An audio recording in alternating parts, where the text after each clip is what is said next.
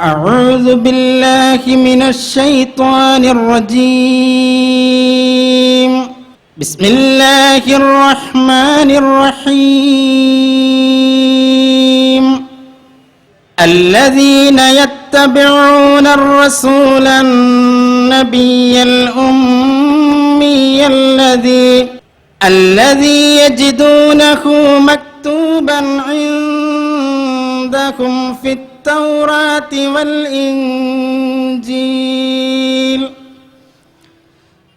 يأمركم بالمعروف وينهاكم عن المنكر ويحل لكم الطيبات ويحرم عليكم الخبائث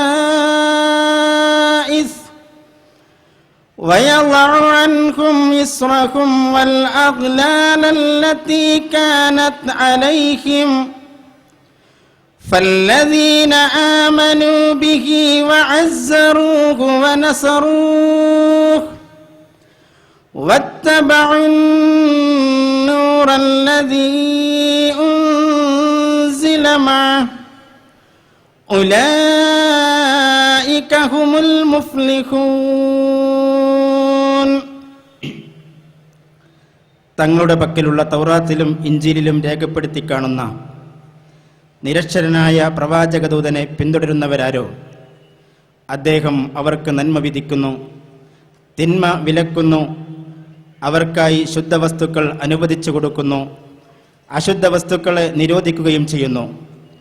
അവരെ ഞെരിച്ചുകൊണ്ടിരുന്ന ഭാരങ്ങൾ ഇറക്കി വെക്കുന്നു, അവരെ വരിഞ്ഞു മുറുക്കിയിരുന്ന ചങ്ങലക്കെട്ടുകൾ പൊട്ടിച്ചെറിയുന്നു. അതിനാൽ അദ്ദേഹത്തിൽ വിശ്വസിക്കുകയും അദ്ദേഹത്തെ ബലപ്പെടുത്തുകയും സഹായിക്കുകയും അദ്ദേഹത്തോടൊപ്പം അവതീർണമായ പ്രകാശത്തെ പിന്തുടരുകയും ചെയ്യുന്നവരാരോ അവർ മാത്രമാകുന്നു വിജയം പ്രാപിക്കുന്നവർ.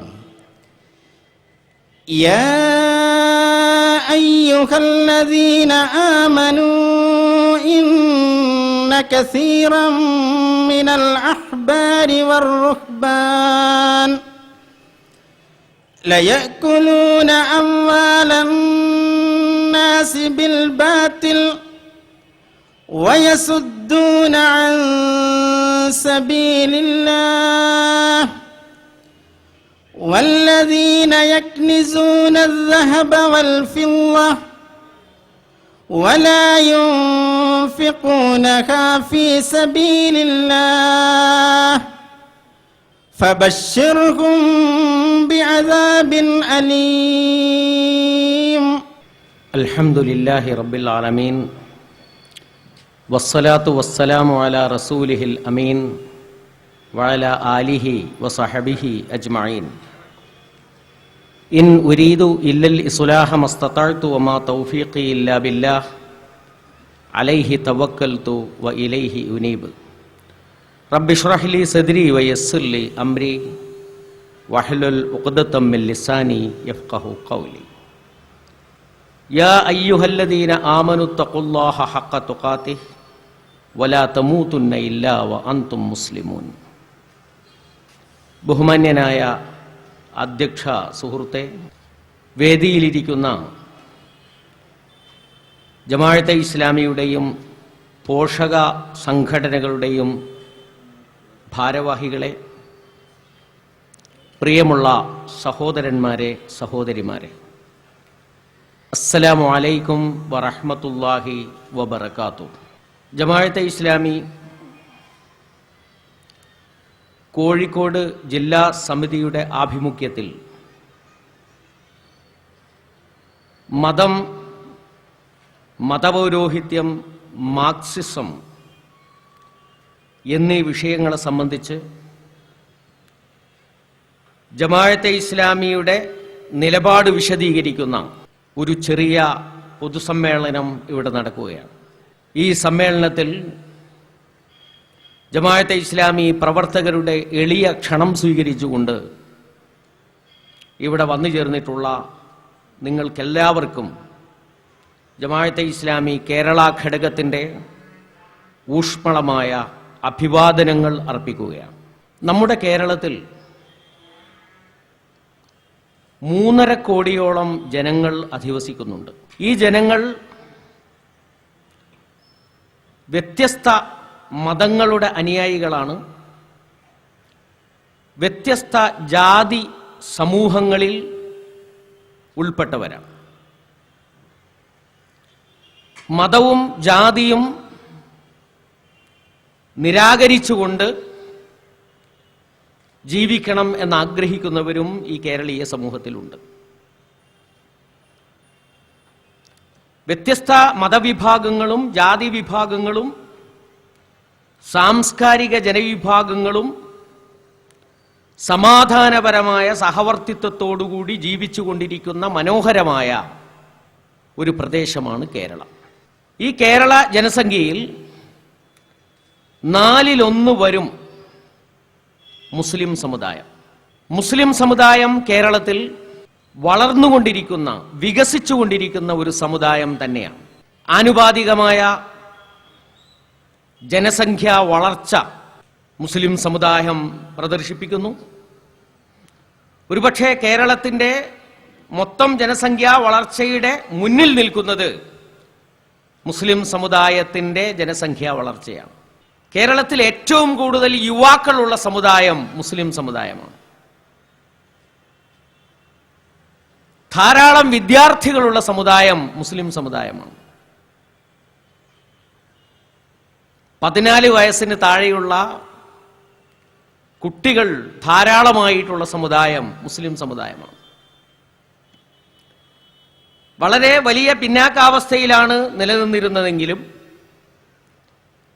ഇപ്പോൾ വളരെ പെട്ടെന്ന് വിദ്യാഭ്യാസപരമായും സാമ്പത്തികമായും സാംസ്കാരികമായും വളർച്ച നേടിക്കൊണ്ടിരിക്കുന്ന ഒരു ഉജ്ജ്വല സമുദായമാണ് കേരളത്തിലെ ഇന്നത്തെ മുസ്ലിം സമുദായം എന്ന് നമുക്ക് കാണാൻ കഴിയും. ഒരു ഡെവലപ്പിംഗ് കമ്മ്യൂണിറ്റി, വികസിച്ചു വരുന്ന ഒരു സമൂഹം എന്ന് കേരള മുസ്ലിങ്ങളെ സംബന്ധിച്ച് നമുക്ക് പറയാൻ കഴിയും. 3.5 കോടിയോളം വരുന്ന ജനങ്ങളുടെ കൂട്ടത്തിൽ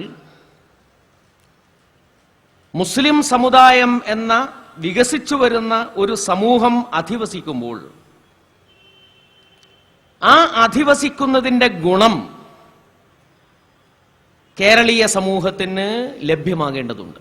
അങ്ങനെ കേരളീയ സമൂഹത്തിന്, പൊതുസമൂഹത്തിന്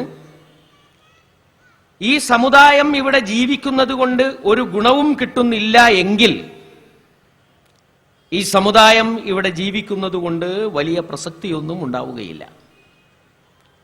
അതുകൊണ്ട് സമുദായത്തിനകത്തുള്ളവർ ചിന്തിക്കണം, കേരളത്തിലെ പൊതുസമൂഹത്തിന് വേണ്ടി ഞങ്ങൾക്ക് എന്ത് ചെയ്യാൻ കഴിയും, ഞങ്ങളുടെ ദൗത്യം എന്താണ് എന്നവരാലോചിക്കണം. പൊതുസമൂഹം ചിന്തിക്കണം, കേരളത്തിൽ നിലനിൽക്കുന്ന മുസ്ലിം സമുദായത്തെ പോലുള്ള വികസിച്ചു വരുന്ന ഒരു സമൂഹത്തിൽ നിന്ന് കേരളത്തിന് എന്ത് ലഭിക്കണം, കേരളീയ സമൂഹം എന്ത് പ്രതീക്ഷിക്കണം,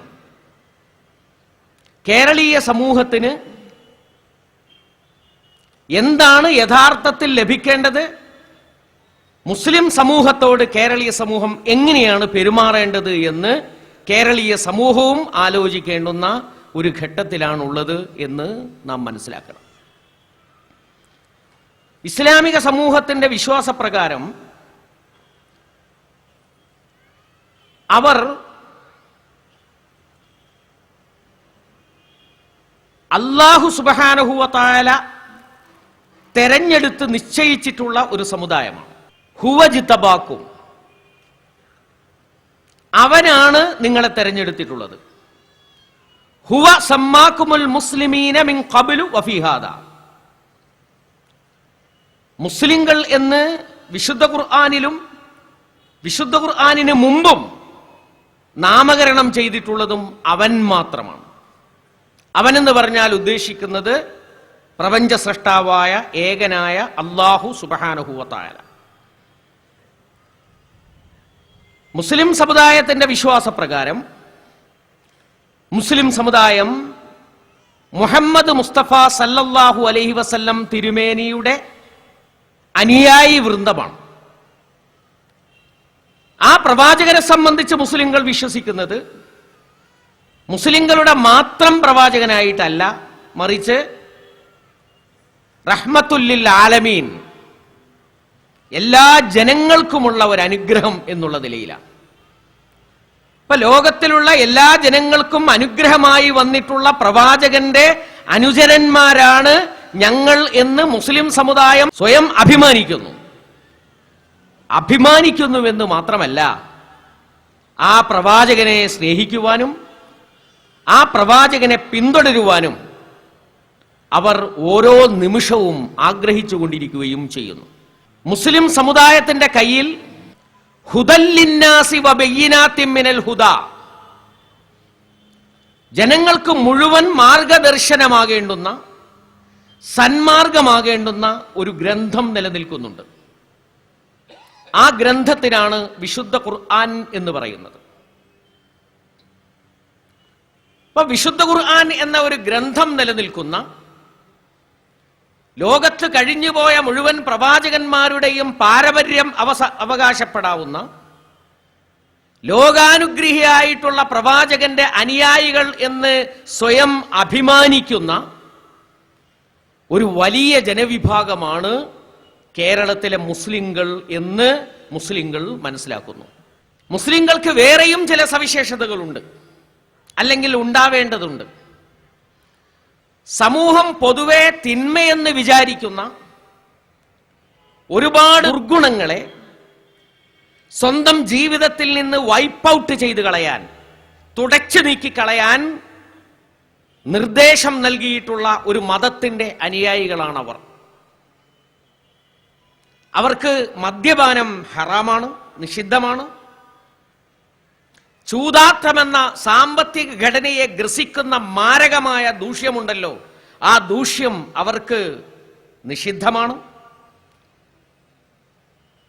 സമ്പദ്ഘടനയെ തന്നെ ബാധിക്കുന്ന ഏറ്റവും വലിയ ക്യാൻസർ എന്ന് വിശേഷിപ്പിക്കാവുന്ന പലിശ അവർക്ക് നിഷിദ്ധമാണ്. അങ്ങനെ സാമൂഹ്യദ്രോഹപരം എന്ന് വിശേഷിപ്പിക്കാവുന്ന ഒരുപാട് തിന്മകൾ മതപരമായ കാരണങ്ങളാൽ തന്നെ നിഷിദ്ധമായിട്ടുള്ള ഒരു സമുദായമാണ് ഇസ്ലാമിക സമുദായം. വലിയ ഒരു ഗ്രന്ഥം കയ്യേന്തി നിൽക്കുന്ന, ലോകാനുഗ്രഹിയായിട്ടുള്ള പ്രവാചകന്റെ അനുയായികളായിട്ടുള്ള, ലോകത്തെ ദുഷിപ്പിക്കുന്ന ഒരുപാട് തിന്മകൾക്ക് കടന്നു വരാനുള്ള കവാടങ്ങൾ നേരത്തെ തന്നെ കൊട്ടിയടച്ചിട്ടുള്ള ഒരു വലിയ ജനവിഭാഗമാണ് ഇസ്ലാമിക സമൂഹം. ഈ ഇസ്ലാമിക സമൂഹം കേരളീയ സമൂഹത്തിൽ നിർവഹിക്കേണ്ടുന്ന ദൗത്യം എന്താണ്? ദൗത്യം എന്താണ് എന്നതിനെ സംബന്ധിച്ച് ഈ സമുദായത്തെ ഈ ലോകത്തിൽ പ്ലോട്ട് ചെയ്തിട്ടുള്ള, ഈ ലോകത്ത് പ്രമോട്ട് ചെയ്തിട്ടുള്ള അല്ലാഹുവും വിശുദ്ധ ഖുർആനും പ്രവാചകനും തന്നെയാണ് വിശദീകരിക്കേണ്ടത്. വിശുദ്ധ ഖുർആൻ മുസ്ലിങ്ങൾ അംഗീകരിക്കുന്ന ആധികാരിക ഗ്രന്ഥം എന്നുള്ള നിലയിൽ കേരളീയ ജനവിഭാഗത്തിന് മുസ്ലിങ്ങളുടെ വകയായിട്ട് എന്താണ് സംഭാവന നൽകേണ്ടത് എന്നതിനെ സംബന്ധിച്ച് സംസാരിക്കേണ്ടത്, ആധികാരികമായി സംസാരിക്കേണ്ടത് വിശുദ്ധ ഖുർആൻ തന്നെയാണ്. അങ്ങനെ നോക്കുമ്പോൾ മുസ്ലിങ്ങളുടെ ദൗത്യം കേരളത്തിൽ, ലോകത്തെങ്ങും കുൻതും ഖൈറ ഉമ്മത്തിൻ ഉഖ്രിജത് ലിന്നാസ്, നിങ്ങൾ ഒരു ഉത്തമ സമുദായമാണ്, ജനങ്ങൾക്ക് വേണ്ടി നിയോഗിക്കപ്പെട്ട ഉത്തമ സമുദായം. നിങ്ങൾ 85 ലക്ഷമുണ്ടെങ്കിൽ 3.5 കോടിയോളം വരുന്ന ജനങ്ങൾക്ക് വേണ്ടിയാണ് നിങ്ങൾ നിയോഗിക്കപ്പെട്ടിട്ടുള്ളത്. ഇത് ഖുർആനിന്റെ ആധികാരികമായ ഒരു പ്രസ്താവനയാണ്. അല്ലയോ സമുദായമേ, നിങ്ങൾ നിങ്ങൾക്ക് വേണ്ടി നിയോഗിക്കപ്പെട്ടവരല്ല. നിങ്ങളുടെ താല്പര്യങ്ങൾ സംരക്ഷിക്കാൻ, നിങ്ങളുടെ വയറ് വീർപ്പിക്കാൻ, നിങ്ങളുടെ കീശ വീർപ്പിക്കാൻ വേണ്ടിയല്ല നിങ്ങളെ നിയോഗിച്ചിട്ടുള്ളത്. നിങ്ങളെ നിയോഗിച്ചിട്ടുള്ളത് ലിന്നാസ്, ജനങ്ങൾക്ക് വേണ്ടിയാണ്. ജനങ്ങൾക്ക് വേണ്ടി നിലകൊള്ളുന്നു എന്നുള്ളത് കൊണ്ടാണ് ഖുർആൻ നിങ്ങളെ ഉത്തമ സമുദായം എന്ന് വിശേഷിപ്പിക്കുന്നത്. ജനങ്ങൾക്ക് വേണ്ടി നിലകൊള്ളുവാനുള്ള പ്രാപ്തി നിങ്ങൾ നേടിയെടുക്കുന്നില്ലെങ്കിൽ, ജനങ്ങൾക്ക് വേണ്ടി നിലകൊള്ളുവാനുള്ള ഒരു യോഗ്യത നിങ്ങൾ പ്രദർശിപ്പിക്കുന്നില്ലെങ്കിൽ, ഉത്തമ സമുദായം എന്ന വിശുദ്ധ ഖുർആൻ നിങ്ങൾക്ക് കനിഞ്ഞരുളിയിട്ടുള്ള പേർ നിങ്ങൾക്ക് അപ്രസക്തമാക്കുകയാണ് ചെയ്യുന്നത്. അതുകൊണ്ട് കുൻതും ഖൈറ ഉമ്മത്തിൻ ഉഖ്രിജത്തിൽ ലിന്നാസ്, ജനങ്ങൾക്ക് വേണ്ടി നിയോഗിക്കപ്പെട്ട ഉത്തമ സമുദായമാണ് നിങ്ങൾ. തഅ്മുറൂന ബിൽ മഅറൂഫ്, നിങ്ങൾ നന്മ കൽപ്പിക്കുകയാണ് വേണ്ടത്. നിങ്ങൾ ജീവിക്കുന്ന സമൂഹത്തിൽ നന്മ സ്ഥാപിക്കുവാൻ, നന്മ കൽപ്പിച്ച് അത് വളർത്തിയെടുക്കുവാനാണ് നിങ്ങൾ ശ്രമിക്കേണ്ടത്. വതൻഹൗന അനിൽ മുൻകർ, സമൂഹത്തിൽ എന്തൊക്കെ തിന്മകളാണോ ഉള്ളത് ആ തിന്മകൾ നിരോധിക്കുകയും ആ തിന്മകൾ ഉച്ചാടനം ചെയ്യുകയും ചെയ്യാനാണ് നിങ്ങൾ ശ്രമിക്കേണ്ടത്. 3.5 കോടി ജനങ്ങൾക്കിടയിൽ 19 ലക്ഷം മുസ്ലിങ്ങൾ ജീവിക്കുന്നുണ്ടെങ്കിൽ ആ ജനങ്ങളിൽ നിന്ന് തിന്മകളെ ഇല്ലായ്മ ചെയ്തുകൊണ്ട് ആ ജനങ്ങളിൽ നന്മ നട്ടുപിടിപ്പിക്കുക എന്നുള്ളതാണ് മുസ്ലിം സമുദായം എന്നുള്ള നിലയ്ക്ക് നിങ്ങളുടെ ദൗത്യം. ഇത് വിശുദ്ധ ഖുർആനിന്റെ വളരെ തുറന്ന, വളരെ ആധികാരികമായ ഒരു പ്രഖ്യാപനമാണ്. വകദാലിക ജഅൽനാകും ഉമ്മത്തൻ വസത്തൻ, ഖുർആൻ തന്നെ പറയുന്നു. ഖുർആൻ പ്ലോട്ട് ചെയ്തിട്ടുള്ള, ഖുർആൻ നിശ്ചയിച്ചിട്ടുള്ള, പ്രവാചകന്റെ അനുയായികളായിട്ടുള്ള മുസ്ലിം സമുദായത്തെക്കുറിച്ച് ഖുർആൻ വീണ്ടും പറയുന്നു, ഒരു മധ്യമ സമുദായമാണ് മുസ്ലിങ്ങൾ. പ്രവാചകന്റെയും ജനങ്ങളുടെയും മധ്യത്തിലാണ് അവരുടെ സ്ഥാനം. ലിതകൂനു ശുഹദാഅ അലന്നാസ് വയകൂന റസൂലു അലൈക്കും ഷഹീദ, പ്രവാചകൻ എന്ത് നിങ്ങൾക്ക് എത്തിച്ചു തന്നോ അത് ജനങ്ങൾക്ക് എത്തിച്ചു കൊടുക്കുക. ഇതാണ് നിങ്ങളുടെ ദൗത്യം. എന്തിന് മുസ്ലിം സമുദായം കേരളത്തിൽ ജീവിക്കണം? മുസ്ലിം സമുദായം കേരളത്തിൽ ജീവിക്കേണ്ടത് സമുദായത്തിന്റെ താല്പര്യത്തിന് വേണ്ടിയല്ല. മുസ്ലിം സമുദായം കേരളത്തിലും ലോകത്തെങ്ങും ജീവിക്കേണ്ടത് ജനതയിൽ നന്മ നട്ടുപിടിപ്പിച്ച് ജനതയിൽ നിന്ന് തിന്മ ഉച്ചാടനം ചെയ്യാൻ. പ്രവാചകന്മാർ ലോകത്തിന് സമർപ്പിച്ചിട്ടുള്ള ദൈവികമായ ദർശനങ്ങളുണ്ട്. ആ ദൈവിക ദർശനങ്ങൾ ജനങ്ങളുടെ മുമ്പാകെ അവതരിപ്പിക്കാൻ പ്രവാചകന്മാർ ലോകത്തിന് സമ്മാനിച്ചിട്ടുള്ള വേദഗ്രന്ഥങ്ങളുണ്ട്. ആ വേദഗ്രന്ഥങ്ങളുടെ ആശയങ്ങൾ ജനങ്ങളുടെ മുമ്പാകെ വെക്കുവാൻ പ്രവാചകന്മാർ ലോകത്തിന് മുമ്പാകെ സമർപ്പിച്ചിട്ടുള്ള ഉജ്ജ്വലമായിട്ടുള്ള മാതൃകകളുണ്ട്. വ്യക്തികൾ എന്നുള്ള നിലയിൽ, കുടുംബങ്ങൾ എന്നുള്ള നിലയിൽ, സമുദായങ്ങൾ എന്നുള്ള നിലയിൽ, സമൂഹങ്ങൾ എന്നുള്ള നിലയിൽ, രാഷ്ട്രം എന്നുള്ള നിലയിൽ ഉജ്ജ്വലമായിട്ടുള്ള ചില മാതൃകകൾ ലോകത്തിന് മുമ്പാകെ അവർ സമർപ്പിച്ചിട്ടുണ്ട്. ആ മാതൃകകൾ ലോകത്തിന് മുമ്പാകെ വീണ്ടും സമർപ്പിക്കുവാൻ, പുനരവതരിപ്പിക്കുവാനാണ് മുസ്ലിം സമുദായം ഒരു സമൂഹത്തിൽ ജീവിക്കേണ്ടത്. അപ്പോൾ സമൂഹത്തിൽ നന്മ സ്ഥാപിക്കുക, സമൂഹത്തിൽ നിന്ന് തിന്മകൾ ഇല്ലായ്മ ചെയ്യുക, പ്രവാചകന്മാരുടെ ആദർശവും ദർശനവും ജനങ്ങളുടെ മുമ്പാകെ അവതരിപ്പിക്കുക, അവർ കാണിച്ചു തന്നിട്ടുള്ള മാതൃകകൾ ജനങ്ങളുടെ മുമ്പാകെ പുനരവതരിപ്പിച്ചുകൊണ്ട് അതിന്റെ പ്രതിനിധാനം സാധ്യമാകുക.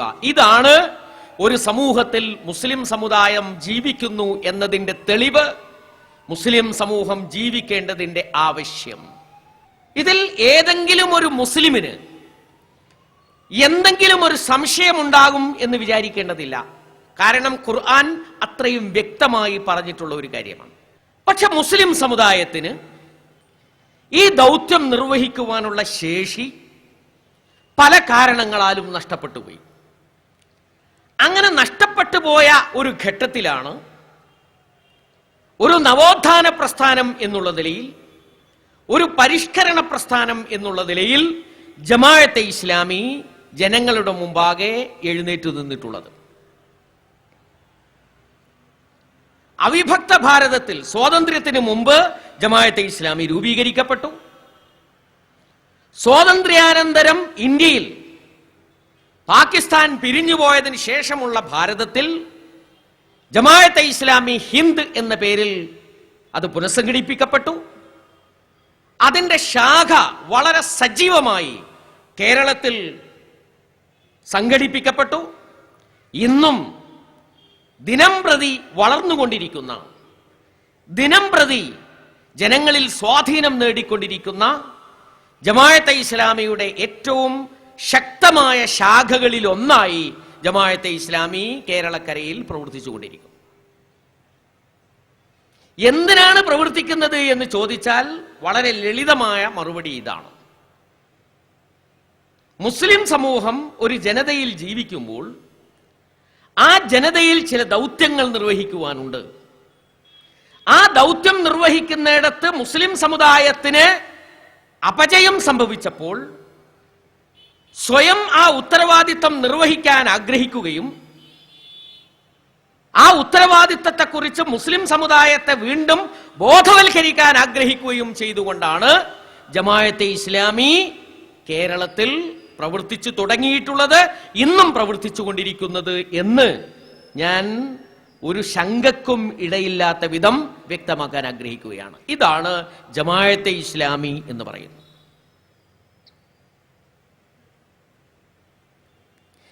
ഇസ്ലാമിനെ സംബന്ധിച്ച് അതിന് വളരെ വ്യക്തമായ കാഴ്ചപ്പാടുണ്ട്.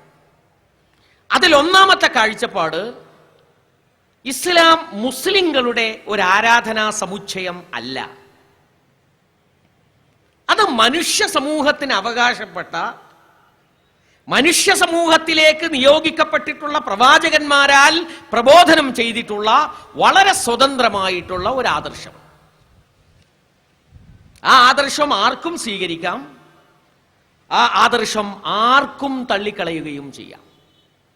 ആർക്കും സ്വീകരിക്കാനും ആർക്കും തള്ളിക്കളയാനും കഴിയുന്ന അനുവാദം നൽകപ്പെട്ടിട്ടുള്ള ഒരു സ്വതന്ത്രമായ ദർശനം, ഒരു സ്വതന്ത്രമായ ആദർശമാണ് ഇസ്ലാം. ആ ഇസ്ലാമിനെയാണ് ജമാഅത്തെ ഇസ്ലാമി ഉൾക്കൊള്ളുന്നത്. ആ ഇസ്ലാമിനെയാണ് ജമാഅത്തെ ഇസ്ലാമി പ്രതിനിധാനം ചെയ്യുകയും പ്രബോധനം ചെയ്യുകയും ചെയ്തുകൊണ്ടിരിക്കുന്നത്. മുസ്ലിം സമുദായവും ഇസ്ലാമും തമ്മിലുള്ള ബന്ധം, മുസ്ലിം സമുദായം കൊണ്ടു നടക്കുന്ന ആചാരങ്ങൾ ഇസ്ലാം എന്നല്ല, മറിച്ച് ഇസ്ലാം എന്നത് സ്വതന്ത്രമായ ഒരു ആദർശം. ഏത് ജാതിയിൽ പിറന്നവർക്കും ഏത് മതത്തിൽ പിറന്നവർക്കും അത് സ്വീകരിക്കാം, ഏത് ജാതിയിൽ പിറന്നവർക്കും അത് തള്ളിക്കളയുകയും ചെയ്യാം. അങ്ങനെയുള്ള ഏറ്റവും സ്വതന്ത്രമായിട്ടുള്ള ഒരു ആദർശം എന്നതാണ് ജമാഅത്തെ ഇസ്ലാമിക്ക് ഇസ്ലാമിനെ കുറിച്ചുള്ള കാഴ്ചപ്പാട്. അവിടെയും നിൽക്കുന്നില്ല. ഇസ്ലാമിനെ കുറിച്ച് ജമാഅത്തെ ഇസ്ലാമി മനസ്സിലാക്കുന്നു, അത് ഒരു ജീവിത ദർശനമാണ്. മനുഷ്യന്റെ ജീവിതത്തിന്റെ എല്ലാ തലങ്ങളിലേക്കും അത് വെളിച്ചം വീശുന്നു. ജമാഅത്തെ ഇസ്ലാമിക്ക് ഇസ്ലാമിനെ കുറിച്ചുള്ള വീക്ഷണമാണ് ഞാൻ പറയുന്നത്. അത് കേവലമായ ആരാധനാപരമായ കാര്യങ്ങളല്ല, ദൈവവും മനുഷ്യനും തമ്മിലുള്ള സ്വകാര്യമായ ബന്ധം മാത്രവുമല്ല, മറിച്ച് മനുഷ്യന്റെ വ്യക്തിപരവും കുടുംബപരവും സാമൂഹ്യവുമായിട്ടുള്ള ജീവിതത്തിലേക്ക് വെളിച്ചം വീശുന്ന,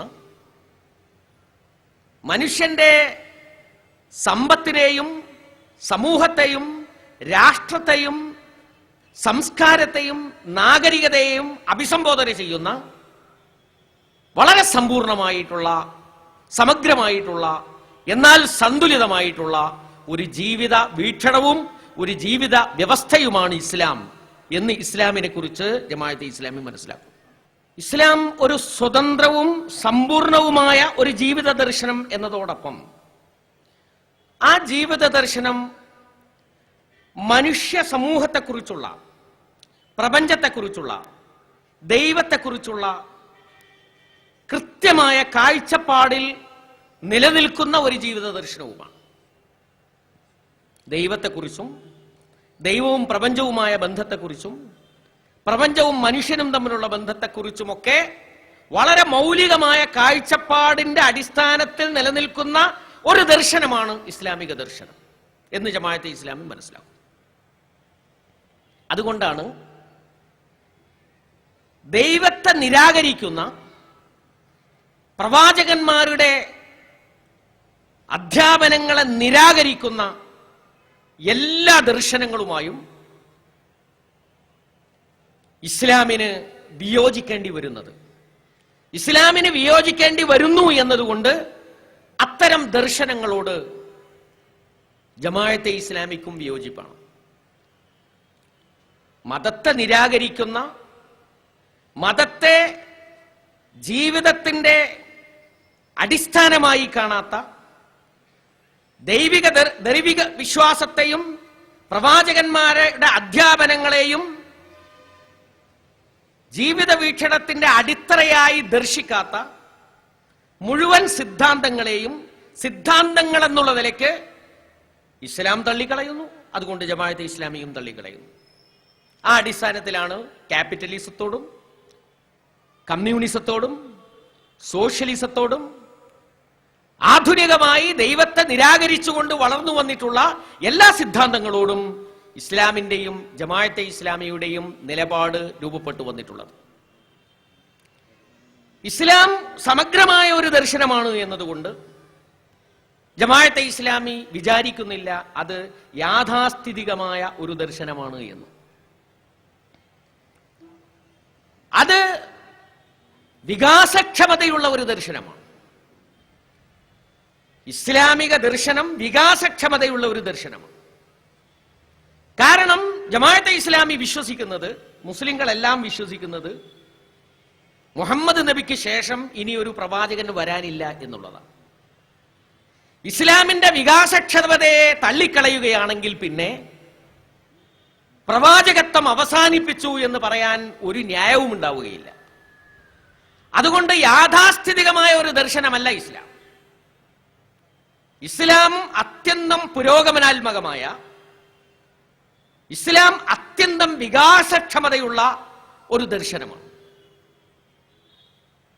പക്ഷേ ആ വികാസക്ഷമതയെ യാഥാസ്ഥിതിക മുസ്ലിങ്ങൾക്ക് അത്ര ഉൾക്കൊള്ളാൻ കഴിയുകയില്ല. യാഥാസ്ഥിതിക മുസ്ലിങ്ങളും ജമാഅത്തെ ഇസ്ലാമിയും വേർപിരിഞ്ഞു പോകുന്നത് അവിടെയാണ്.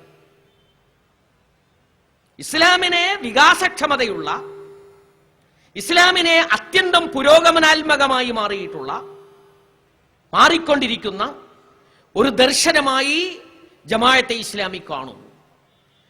അതുകൊണ്ട് ഇസ്ലാം ജനങ്ങളെ പരിചയപ്പെടുത്തുന്നു എന്നതുകൊണ്ട് ഉദ്ദേശിക്കുന്നത് 7-ാം നൂറ്റാണ്ടിലേക്ക് ജനങ്ങളെ തിരിച്ചു കൊണ്ടുപോകുന്നു എന്നല്ല, മറിച്ച് ഇസ്ലാമിന്റെ മൗലികമായ പാഠങ്ങളെ 21-ാം നൂറ്റാണ്ടിൽ അപ്ലൈ ചെയ്യാൻ ശ്രമിക്കുന്നു എന്നുള്ളതാണ്. 21-ാം നൂറ്റാണ്ടിൽ അത് പ്രയോഗവൽക്കരിക്കാൻ ശ്രമിക്കുന്നു എന്നുള്ളതാണ്. നാഗരികതയുടെ വളർച്ചയെ, ശാസ്ത്രത്തിന്റെയും സാങ്കേതിക വിദ്യയുടെയും വളർച്ചയെ, മനുഷ്യന്റെ ബുദ്ധിമണ്ഡലത്തിൽ വന്നുകൊണ്ടിരിക്കുന്ന വളർച്ചയെ നിരാകരിച്ചുകൊണ്ട് ഏതെങ്കിലും പുരാതനമായ സിദ്ധാന്തങ്ങൾ അടിച്ചേൽപ്പിക്കാൻ ഉദ്ദേശിക്കുന്ന ഒരു ദർശനമായി ഇസ്ലാമിനെ ജമാഅത്തെ ഇസ്ലാമി കാണുന്നില്ല.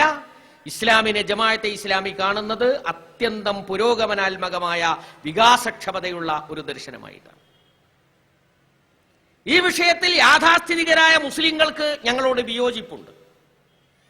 ഇപ്പോൾ യാഥാസ്ഥിതിക മുസ്ലിങ്ങൾക്ക് മാത്രമല്ല വിയോജിപ്പുള്ളത്, പുരോഗമനവാദികൾ എന്ന് നേരത്തെ വിശേഷിപ്പിക്കപ്പെട്ടിരുന്ന സലഫികളെന്നും മുജാഹിദുകളെന്നും സ്വയം വിശേഷിപ്പിക്കുന്ന ആളുകൾക്കും ജമാഅത്തെ ഇസ്ലാമി ഉൾക്കൊള്ളുന്ന ഇസ്ലാമിന്റെ പുരോഗമനാത്മകമായ ഈ വശത്തോട് വിയോജിപ്പുണ്ട്.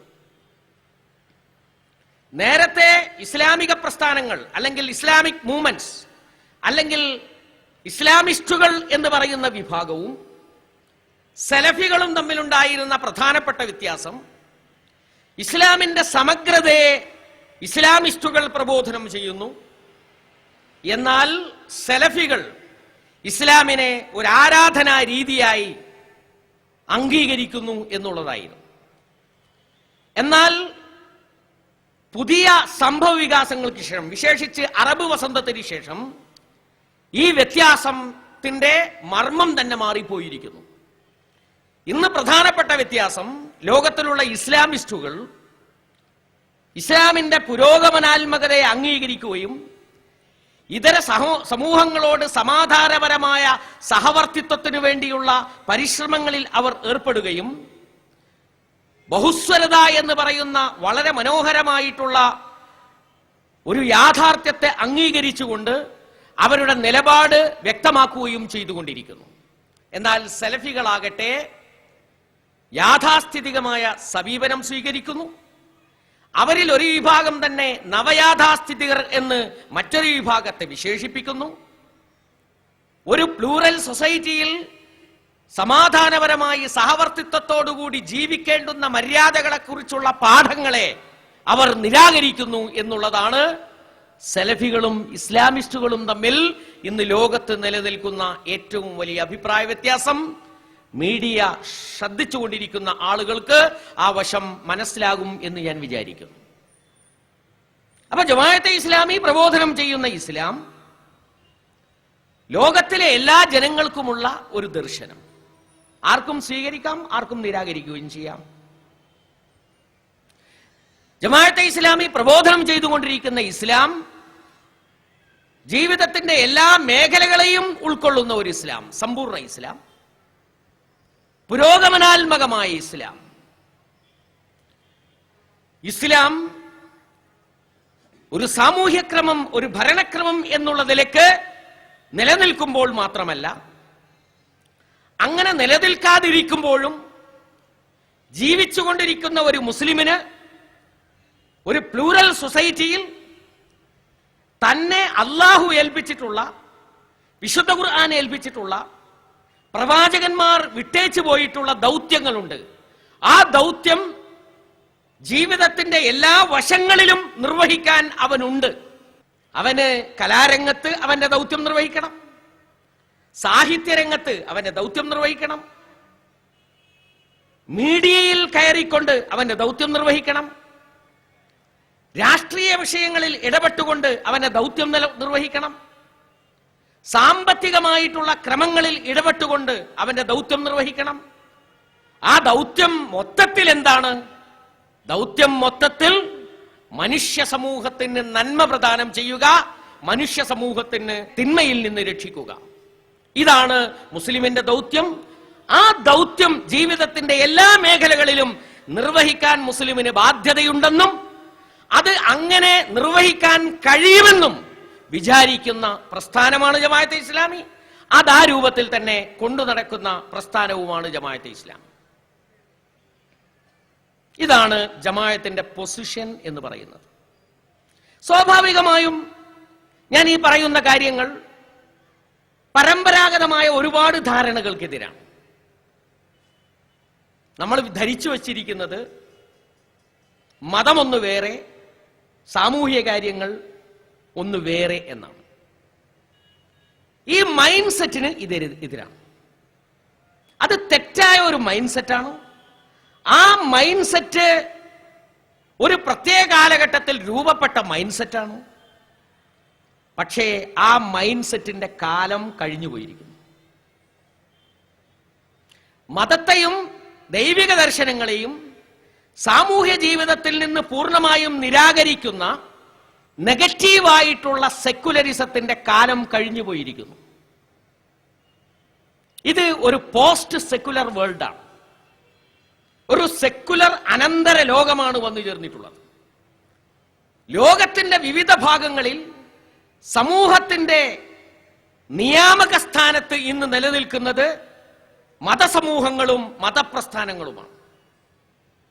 എന്നിരിക്കെ സാമൂഹ്യ ജീവിതത്തിൽ നിന്ന് മതത്തെ നിരാകരിക്കണം എന്നുള്ള കഴിഞ്ഞ നൂറ്റാണ്ടുകളുടെ കാഴ്ചപ്പാട് പിറകോട്ട് വലിച്ചെറിയാൻ കാലമായിരിക്കുന്നു. സെക്യുലറിസം എന്ന ആശയം വിവിധ സമൂഹങ്ങളുടെ, വിവിധ മതസമൂഹങ്ങളുടെ വൈവിധ്യതയും പരസ്പര സഹകരണവും എന്ന അർത്ഥത്തിലാണെങ്കിൽ, അഥവാ ഇന്ത്യയിലൊക്കെ നിലനിൽക്കുന്നത് പോലെയുള്ള ഒരു റിലീജിയസ് പ്ലൂരലിസം എന്ന അർത്ഥത്തിലാണെങ്കിൽ, ആ അർത്ഥത്തിൽ വളരെ അഭികാമ്യമാണ്, വളരെ അഭികാമ്യമാണ്. മതത്തിന്റെ അടിസ്ഥാനത്തിൽ നിലനിൽക്കുന്ന സാമൂഹ്യ പ്രസ്ഥാനങ്ങൾ ഇന്ന് ലോകത്തെ വിപ്ലവങ്ങൾ സൃഷ്ടിച്ചുകൊണ്ടിരിക്കുകയാണ്. ലോകത്തെ വിപ്ലവങ്ങൾ സൃഷ്ടിച്ചുകൊണ്ടിരിക്കുകയാണ്. ആ വിപ്ലവത്തിന്റെ നിയാമക സ്ഥാനത്ത് വന്നു എന്ന് മാത്രമല്ല, വിപ്ലവാനന്തരം അവർ അധികാരത്തിലേക്ക് നീങ്ങിക്കൊണ്ടിരിക്കുകയാണ്. പാശ്ചാത്യ സമൂഹം ഇന്ന് അവരുമായിട്ടാണ് സംസാരിക്കുന്നത്. അവരുമായി സംസാരിക്കേണ്ടതിനെ കുറിച്ചാണ് അവർ സംസാരിച്ചു കൊണ്ടിരിക്കുന്നത് എന്ന് നമ്മൾ മനസ്സിലാക്കണം. മതസമൂഹങ്ങളുടെയും മതപ്രസ്ഥാനങ്ങളുടെയും നിയാമകത്വത്തെ നിരാകരിക്കുകയല്ല, നിയാമകത്വത്തെ അംഗീകരിക്കുന്ന ഒരു ലോകമാണ് വന്നു ചേർന്നിരിക്കുന്നത്.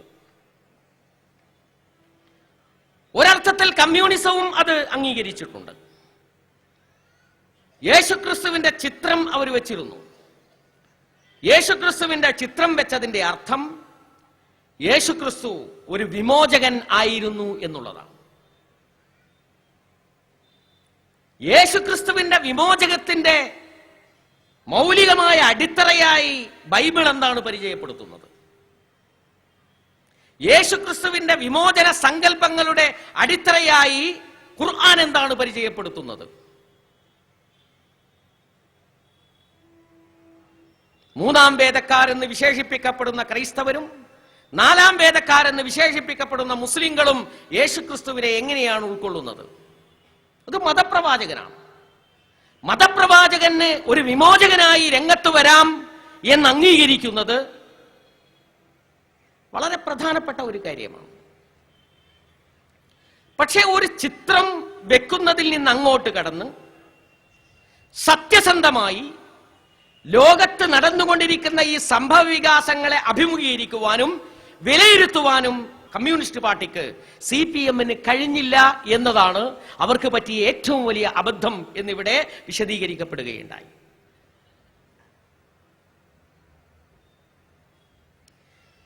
കാൾ മാർക്സിനെയും മറ്റ് മത നവോത്ഥാന നായകന്മാരെയും ഒരു ചങ്ങലയിൽ കോർത്തുകൊണ്ടാണ് അവരുടെ പ്രദർശനങ്ങളിൽ അവർ കേരളീയ ജനതയ്ക്ക് മുമ്പാകെ അവതരിപ്പിച്ചത്. ആ ചങ്ങല ലോകത്ത് നടന്ന വിമോചന പോരാട്ടങ്ങളുടെ ചങ്ങലയാണ്. അതിന്റെ ഒരറ്റത്ത് യേശുക്രിസ്തു ഉണ്ടെങ്കിൽ ഈ അറ്റത്ത് നിൽക്കുന്നത് കാൾ മാർക്സും അദ്ദേഹത്തിന്റെ അനുയായികളുമാണ് എന്നാണ് അവർ പറയുന്നതെങ്കിൽ അതിനർത്ഥം മതദർശനത്തിന് വിമോചന പോരാട്ടങ്ങളുടെ ഉള്ളടക്കമുണ്ട് എന്നാണ്. അത് അംഗീകരിക്കാൻ അവർ തയ്യാറാകുന്നില്ലെങ്കിൽ യേശുക്രിസ്തുവിന്റെ ചിത്രം വെച്ചു എന്നുള്ളത് അത് പിറവം തെരഞ്ഞെടുപ്പിന് മുമ്പായിരുന്നു തിരുവനന്തപുരത്ത് പ്രദർശനം നടന്നത് എന്ന വെറും താൽക്കാലികമായ രാഷ്ട്രീയ ലക്ഷ്യം എന്ന് മാത്രമേ അതിനെ വിലയിരുത്താൻ പറ്റുകയുള്ളൂ. പിറവത്ത് ധാരാളം ക്രൈസ്തവരാണ്, അതുകൊണ്ട് ഞങ്ങളുടെ പാർട്ടി കോൺഗ്രസിൽ ഒരു ക്രിസ്തുവിന്റെ ചിത്രം വെക്കട്ടെ എന്നാണ് വെച്ചതെങ്കിൽ യഥാർത്ഥത്തിൽ അപകടകരമായിട്ടുള്ള ഒരു പ്രവണതയാണത്. യേശുക്രിസ്തുവിനെ ഏതർത്ഥത്തിൽ വിമോചകനായി കാണാൻ കഴിയുന്നുവോ ആ അർത്ഥത്തിൽ മുഹമ്മദ് നബിയെയും വിമോചകനായി കാണാൻ കഴിയണം. മുഹമ്മദ് നബിയെ വിമോചകനായി കാണുന്നിടത്ത് വേറെയും ഒരുപാട് സംഗതികളുണ്ട്, അതുകൂടി നമ്മൾ പരിശോധിക്കണം.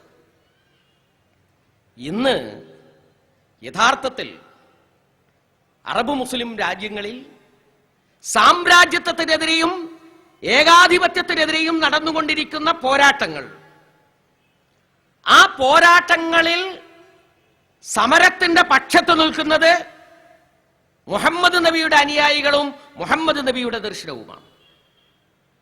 സാമ്രാജ്യത്വ വിരുദ്ധ പക്ഷത്ത് നിൽക്കുന്നത്, ഏകാധിപത്യ വിരുദ്ധ പക്ഷത്ത് നിൽക്കുന്നത് മുഹമ്മദ് നബിയുടെ ദർശനവും മുഹമ്മദ് നബിയുടെ അനുയായികളുമാണ്. ഞാനും എൻ്റെ കമ്മ്യൂണിസ്റ്റ് സുഹൃത്തും ഏതൊരു സാമ്രാജ്യത്വത്തെയാണോ തടയിടാൻ ശ്രമിക്കുന്നത്,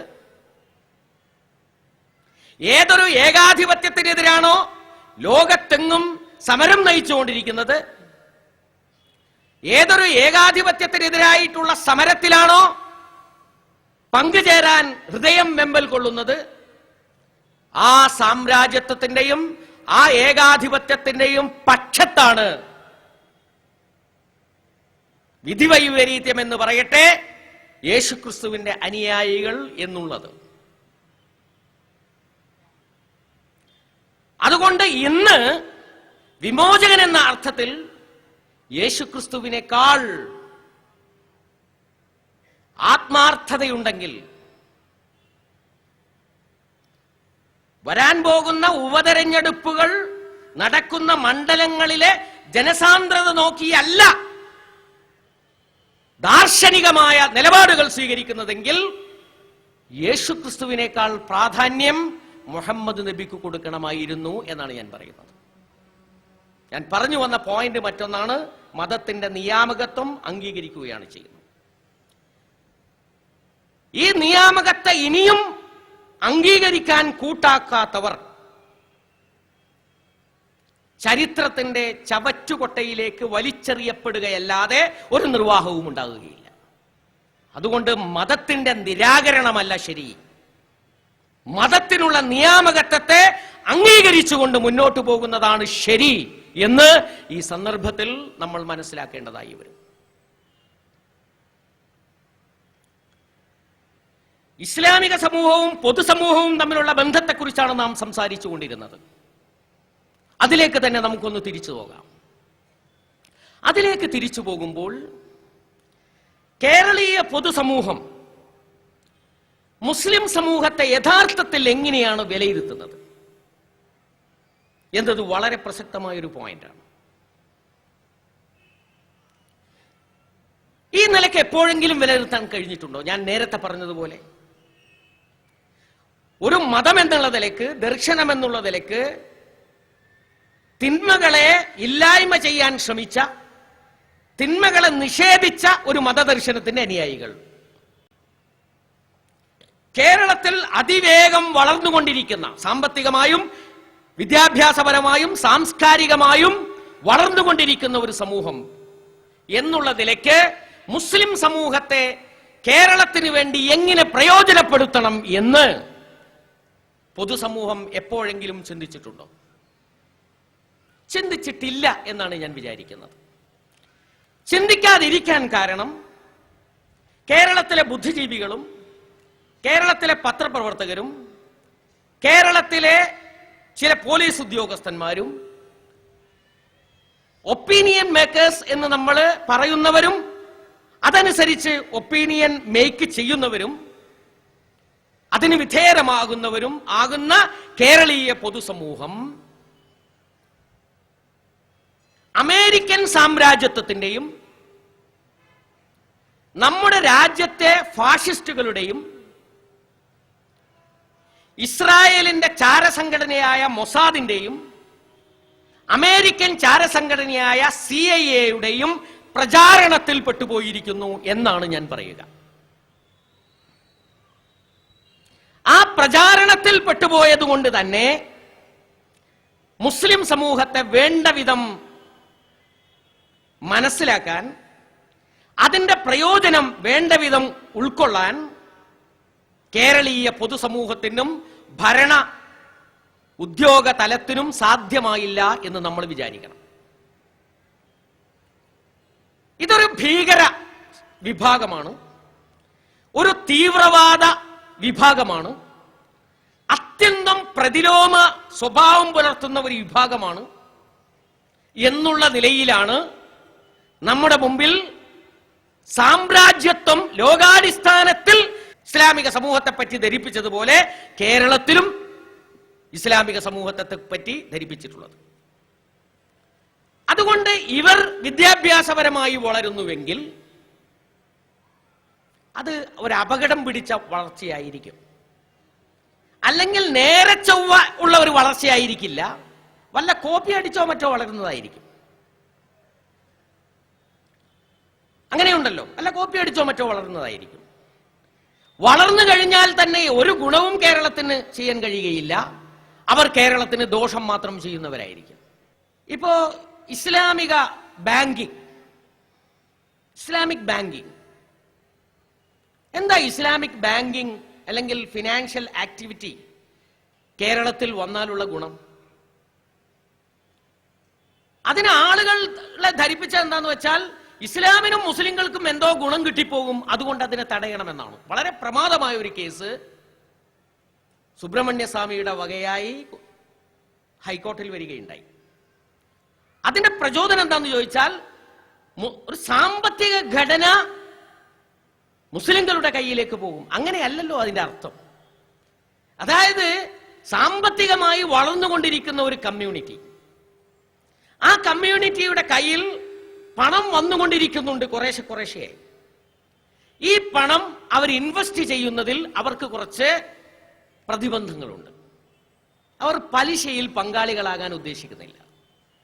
അതുകൊണ്ട് പലിശയില്ലാത്ത ഒരു നിക്ഷേപ രീതി കേരളത്തിൽ ഉണ്ടായിരുന്നെങ്കിൽ ഞങ്ങളുടെ പണം നിക്ഷേപിക്കാമായിരുന്നു എന്നവർ വിചാരിക്കുന്നു. ബുദ്ധിയുള്ള ഒരു ഗവൺമെന്റ് എന്ത് ചെയ്യും? ഫിനാൻഷ്യൽ ആക്ടിവിറ്റീസിൽ എന്തെങ്കിലും ഒരു തലച്ചോറുള്ള ആൾ എന്ത് ചെയ്യും? ആള് ചെയ്യുന്നത്, എന്നാൽ അവർക്ക് ഒരു ഡോർ തുറന്നു കൊടുക്കുക, ഒരു വിൻഡോ തുറന്നു കൊടുക്കുക. എന്നാൽ ഈ നാട്ടിലെ 25% വരുന്ന വളർന്നുകൊണ്ടിരിക്കുന്ന പുതിയ പണക്കാരുള്ള ഈ സമൂഹത്തിന്റെ സമ്പത്ത് മൊത്തം സമൂഹത്തിലേക്ക് വരും. ഇൻവെസ്റ്റ്മെന്റ് തേടി നമ്മൾ അലഞ്ഞുകൊണ്ടിരിക്കുകയാണ്. ആ ഇൻവെസ്റ്റ്മെന്റിന്റെ പുതിയ ഒരു വഴി തുറക്കുകയാണ്. അതൊരു ഓപ്ഷനാണ്. അത് വേണ്ടവർക്ക് സ്വീകരിക്കാം, അല്ലാത്തവർക്ക് നിരാകരിക്കാം. ഈ കമ്മ്യൂണിറ്റിയുടെ ഒരു റിസോഴ്സ്, ഈ കമ്മ്യൂണിറ്റിയുടെ ഒരു സാധ്യത, ആ സാധ്യതയെ യഥാർത്ഥത്തിൽ തകർത്തു കളഞ്ഞു എന്നുള്ളതാണ്. ഇതിൽ എനിക്ക് തോന്നുന്നു മതത്തെ പൂർണ്ണമായും നിരാകരിക്കുന്നു എന്ന് ഞാൻ പറഞ്ഞ കമ്മ്യൂണിസ്റ്റ് പാർട്ടിയും ആ പാർട്ടിയിലെ തോമസ് ഐസക്കുമാണ് ഇതിന്റെ ഈ ലൈൻ ഒന്ന് മനസ്സിലാക്കിയത്. വളരെ വലിയൊരു കാര്യമാണ് ഇത്. ഒരു വിഷയത്തിൽ മാത്രമല്ല, ഈ കമ്മ്യൂണിറ്റിയെ പോസിറ്റീവായിട്ട് ഉപയോഗപ്പെടുത്താൻ കേരളീയ സമൂഹത്തിന് കഴിയുന്നുണ്ടോ? ആ മാനസികാവസ്ഥ കേരളത്തിന് ഇല്ല എന്ന് മനസ്സിലാക്കുമ്പോൾ സംഭവിക്കുന്നത് ഈ സമൂഹവും നെഗറ്റീവായി ചിന്തിക്കാൻ തുടങ്ങുന്നു എന്നുള്ളതാണ്. ജമാഅത്തെ ഇസ്ലാമി പറയുന്നത് പൊതുസമൂഹത്തിൽ നിന്ന് മാറി നിൽക്കുക, ഒറ്റപ്പെട്ടു നിൽക്കുക എന്ന പ്രവണത മുസ്ലിം സമുദായം അവസാനിപ്പിക്കണം. പൊതുസമൂഹത്തിൽ നിന്ന് മാറ്റി നിർത്തുക എന്നുള്ള രീതി പൊതുസമൂഹവും അവസാനിപ്പിക്കണം. എന്നിട്ട് പോസിറ്റീവായി ചിന്തിക്കാൻ കഴിയണം എന്നാണ് നമുക്ക് പറയാനുള്ളത്. അതിന്റെ ഭാഗമാണ് പോലീസിലും ഇന്റലിജൻസ് ബ്യൂറോകളിലും നടന്നുകൊണ്ടിരിക്കുന്ന ആസൂത്രണം. എന്താ സംഭവിക്കുന്നത്? വളരെ കാപ്പബിലിറ്റിയുള്ള, കാലിബറുള്ള ചെറുപ്പക്കാരെ മുസ്ലിം സമൂഹത്തിൽ നിന്ന് നോട്ട് ചെയ്യുന്നു. ഇന്ത്യയിലുടനീളം സംഭവിക്കുന്നതാണ്. അവരെ പലതരത്തിലും പല ചങ്ങലകൾ ഉണ്ടാക്കി പരസ്പരം ബന്ധപ്പെടുത്തി എന്തു ചെയ്യുന്നു? തീവ്രവാദത്തിന്റെ കണ്ണികൾ ഉണ്ടാക്കുന്നു. ഈ കണ്ണികൾ ഉണ്ടാക്കുന്നത് ഫലസ്തീനിലും ഇറാഖിലും ഇറാനിലും പയറ്റി വിജയിച്ചിട്ടുള്ള ശൈലിയിൽ CIA-യുടെയും മൊസാദിന്റെയും നിർദ്ദേശപ്രകാരമാണ് കണ്ണികൾ ഉണ്ടാക്കുന്നത്. ആ കണ്ണികൾ ഉണ്ടാക്കിയിട്ട്, അതിന് തെളിവുകൾ ഉണ്ടാക്കിയിട്ട് സ്ഫോടനങ്ങളും സംഘട്ടനങ്ങളും ഉണ്ടാക്കുന്നു. ആ സംഘട്ടനങ്ങളിലും സ്ഫോടനങ്ങളിലും മുസ്ലിംകളായിട്ടുള്ള ചെറുപ്പക്കാരെ അണിനിരത്തുന്നു. ആയിരക്കണക്കല്ല, 10,000-കണക്കിന് ചെറുപ്പക്കാർ ഇന്ത്യയിലുടനീളം ജയിലിലുണ്ട്.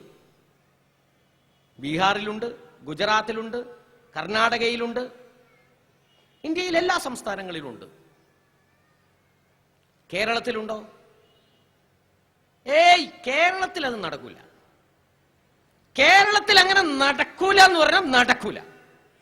കാരണം നമ്മൾ ഭരണത്തിലുണ്ട്, അതുകൊണ്ട് അത് നടക്കില്ല. അല്ല കൂട്ടരെ, കുറേശ്ശെ നടക്കുന്നുണ്ട്. അതിന്റെ ഗൗരവം സമൂഹം മനസ്സിലാക്കാഞ്ഞാലും അത് വളരെ അപകടകരമാണ്, വളരെ അപകടകരമാണ്. അങ്ങനെ നടക്കുന്നില്ല.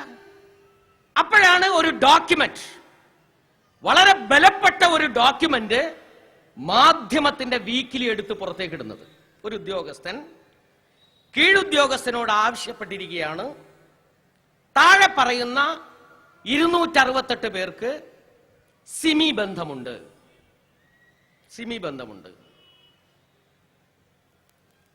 എന്നാ ആ 268 പേരുടെ ഇമെയിലിന്റെ ലോഗിൻ ഡീറ്റെയിൽസ് വേണം എന്നാവശ്യപ്പെടുക. ഈ ആവശ്യപ്പെടുന്നു എന്ന ഒരു ഡോക്യുമെന്റ് കേരളീയ സമൂഹത്തിന്റെ മുമ്പാകെ എടുത്തിട്ടു. അതിന്റെ പശ്ചാത്തലം എന്താണ്? വിദേശ ചാര ഏജൻസികളുടെ മേൽനോട്ടത്തിൽ ഇന്ത്യയിലെ സംഘപരിവാര ശക്തികളും ഇന്ത്യയിലെ പോലീസ് ഉദ്യോഗസ്ഥന്മാരും ചേർന്നുകൊണ്ട് മുസ്ലിം സമൂഹത്തെ പൊതുധാരയിൽ നിന്ന് ഒറ്റപ്പെടുത്തുന്നതിന്റെ ഭാഗമായി അവരെ തീവ്രവാദികളായി ചിത്രീകരിക്കാൻ നടത്തുന്ന ഗൂഢമായിട്ടുള്ള ആസൂത്രണം എന്നുള്ള നിലയ്ക്ക് ഈ ആളുകളെ മുഴുവൻ സിമി ബന്ധം ആരോപിച്ചിരിക്കുന്നു എന്നുള്ളതാണ് പ്രശ്നം. ഇതൊരു ഡോക്യുമെന്റ് ആയിരുന്നു. ഈ ഡോക്യുമെന്റ് എടുത്ത് പുറത്തിട്ടപ്പോൾ നിങ്ങൾ കണ്ടതാണ് ആരൊക്കെ എങ്ങനെയൊക്കെ പ്രതികരിച്ചു എന്ന്. നിങ്ങൾ അതിന്റെ ചരിത്രം എടുത്ത് പരിശോധിച്ച് നോക്കൂ. അന്നത്തെ പത്രങ്ങൾ എടുക്കൂ. മുസ്ലിങ്ങൾ തന്നെ നടത്തിക്കൊണ്ടിരിക്കുന്ന പത്രങ്ങളുണ്ട് ഇവിടെ. ചന്ദ്രികയുണ്ട്, വർത്തമാനമുണ്ട്, സിറാജുണ്ട്, തേജസ് ഉണ്ട്, എല്ലാ പത്രങ്ങളുമുണ്ട്. ഈ പത്രങ്ങൾ എടുത്ത് പരിശോധിച്ച് നോക്കൂ. ആര് എന്താണ് അതിൽ പ്രതികരിച്ചത്? വളരെ വലിയൊരു വസ്തുതയാണ്. ജമാഅത്തെ ഇസ്ലാമി കാണുന്നത് മുസ്ലിം സമുദായത്തെ തീവ്രവാദികളായി ചിത്രീകരിക്കുന്നു എന്നുള്ള പ്രശ്നം മാത്രമല്ല, ഒരു കേരളീയ പൊതുസമൂഹത്തെ ഒരു ഭാഗത്ത് മുസ്ലിം സമുദായവും മറുഭാഗത്ത് മറ്റ് സമുദായങ്ങളും എന്ന അർത്ഥത്തിൽ വിഭജിക്കുന്നതിനുള്ള ഗൗരവപൂർണമായ ആസൂത്രണം വളരെ ഉത്തരവാദപ്പെട്ട ബോഡികളിൽ നടന്നുകൊണ്ടിരിക്കുന്നു എന്ന് കട്ടായം പറയുകയാണ്. കട്ടായം പറയുന്നത് വെറുതെയല്ല, തെളിവിന്റെ പിമ്പലത്തോടു കൂടി പറയാം. മുഖ്യമന്ത്രി അത് നിഷേധിച്ചിട്ടില്ല. സിമി ബന്ധം ആരോപിച്ചത് ഒരു കയ്യബദ്ധമാണ് എന്ന് അദ്ദേഹം പറഞ്ഞിട്ടുണ്ട്. മാധ്യമത്തിന് 10 പേരുകൾ കൂടി ചേർക്കാമായിരുന്നു എന്നും അദ്ദേഹം പറഞ്ഞിട്ടുണ്ട്. പക്ഷെ ഈ ഗൗരവമായ അജണ്ടയെക്കുറിച്ച് 1/4 വരുന്ന മുസ്ലിം സമുദായത്തെ കേരളത്തിന് ഉപകാരപ്പെടാത്ത, കേരളത്തിന്റെ ശത്രുപക്ഷത്തേക്ക് മാറ്റുന്ന ഗൗരവമായ ഗൂഢമായ ആസൂത്രണത്തെ കുറിച്ച് ഒരക്ഷരം മിണ്ടുവാൻ നമ്മുടെ സമൂഹത്തിലെ പ്രഗത്ഭരായ പലർക്കും കഴിഞ്ഞില്ല എന്നുള്ളതാണ്. അതിൽ മുസ്ലിം സാമുദായിക രാഷ്ട്രീയ പാർട്ടിയും പെടും. അവർ ആ സമയത്ത് മറുപക്ഷത്ത് നിൽക്കുകയാണ് ചെയ്തത്. ചരിത്രത്തോട് അവർ മറുപടി പറയേണ്ടതായി വരും. അവിടെ ഇരിക്കട്ടെ. അതിനുശേഷം ഒരു സംഭവം ഉണ്ടായത് 5ാം മന്ത്രി എന്നൊരു വിവാദമാണ്. കാര്യങ്ങളെ ഇങ്ങനെ നിങ്ങളൊന്ന് വിലയിരുത്തി നോക്കൂ. 5ാം മന്ത്രി എന്നത് മുസ്ലിം ലീഗിന്റെ ഒരാവശ്യമാണ്. അവരുടെ ആ ആവശ്യം ന്യായമല്ലാത്ത ആവശ്യമാണെന്നൊന്നും നമുക്ക് പറയാൻ പറ്റൂല. ആകെ 72 പേരാണ് MLA-മാരുള്ളത്. അതിൽ 20 മന്ത്രിമാരുണ്ട്. ഇവർക്ക് 20 MLA-മാരുണ്ട്. 20 MLA-മാരുള്ള ഒരു പാർട്ടിക്ക് 72 അംഗ നിയമസഭ ഭരണസമിതിയിൽ 20 മന്ത്രിമാരുണ്ടാകുമ്പോൾ ഒരു 5ാമത്തെ ഒരു മന്ത്രിയെ ചോദിച്ചു എന്നുള്ളത് അവരുടെ ന്യായമായ ഒരു ആവശ്യം.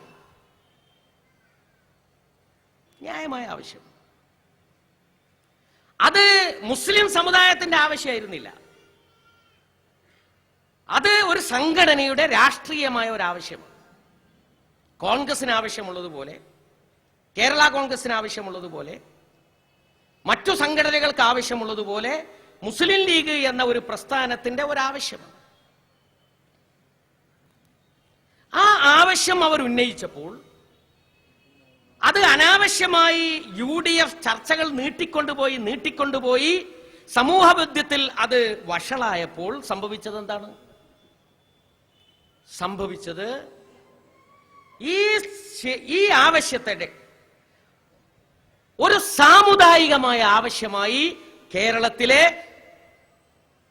രാഷ്ട്രീയ നേതാക്കന്മാരും മാധ്യമ പ്രവർത്തകരും സമുദായ നേതാക്കളും കണ്ടു എന്നുള്ളതാണ്.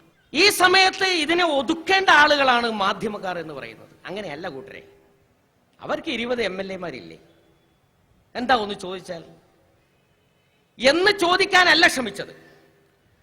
മറിച്ച് ശ്രമിച്ചത് ഇവിടെ സാമുദായിക അസന്തുലിതത്വം ഉണ്ടാകുന്നു എന്ന് ശ്രമിക്കാനാണ്, എന്ന് പ്രചരിപ്പിക്കാനാണ്.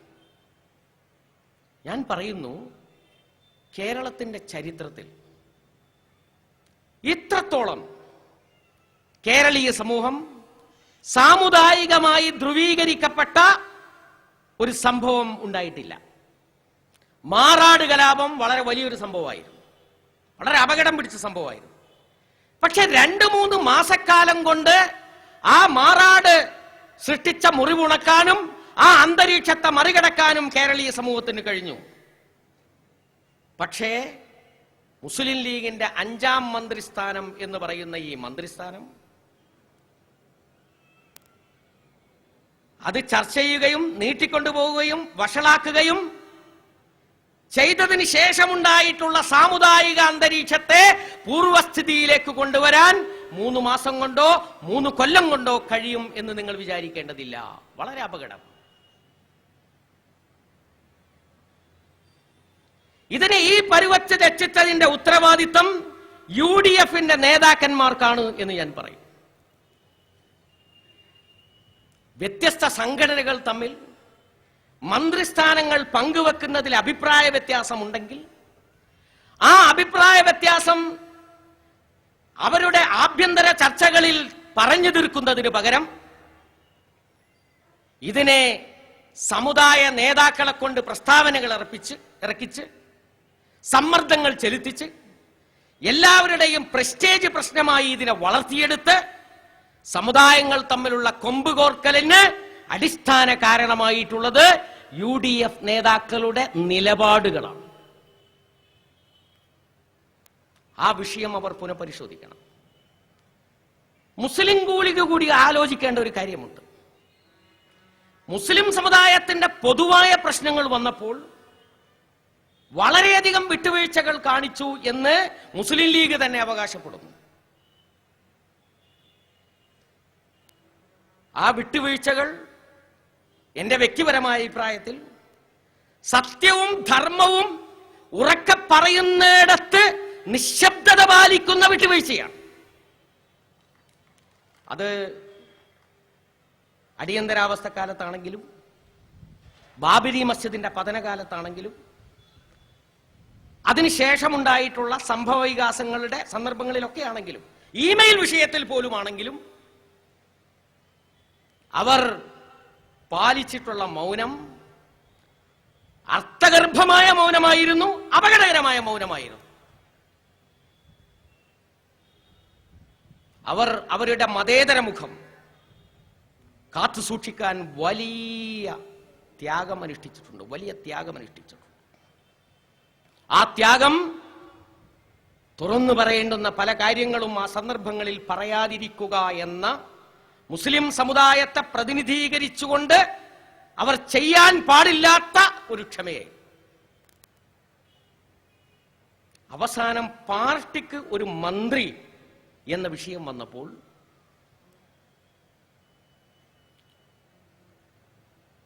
അവർ മറ്റൊരു നിലപാട് സ്വീകരിച്ചു. ആ നിലപാട് സ്വീകരിക്കുന്നതിന് സംഘടനാപരമായ എന്തെങ്കിലും തകരാറുണ്ട് എന്ന് വിചാരിക്കുന്ന ഒരാളല്ല ഞാൻ. പക്ഷെ പുതിയ ഒരു വകുപ്പ് പോലും ലഭിക്കാതെ മുന്നോട്ട് പോയപ്പോൾ പാർട്ടി എന്നുള്ള നിലക്ക് മുസ്ലിം ലീഗ് എന്ത് നേടി? മുസ്ലിം സമുദായം എന്നുള്ള നിലക്ക് സമുദായം എന്ത് നേടി എന്ന് അവർ പുനരവലോകനം നടത്തേണ്ടുന്ന ഒരു ഘട്ടമാണിത് എന്ന് മാത്രം ഞാൻ ഇവിടെ സൂചിപ്പിക്കുക. ഞാൻ എൻ്റെ പ്രിയപ്പെട്ട സഹോദരന്മാരോട് പറയുന്നത്, നിങ്ങൾ ഒന്ന് ഉണർന്ന് ചിന്തിക്കണം. ഉണർന്ന് ചിന്തിച്ചിട്ട്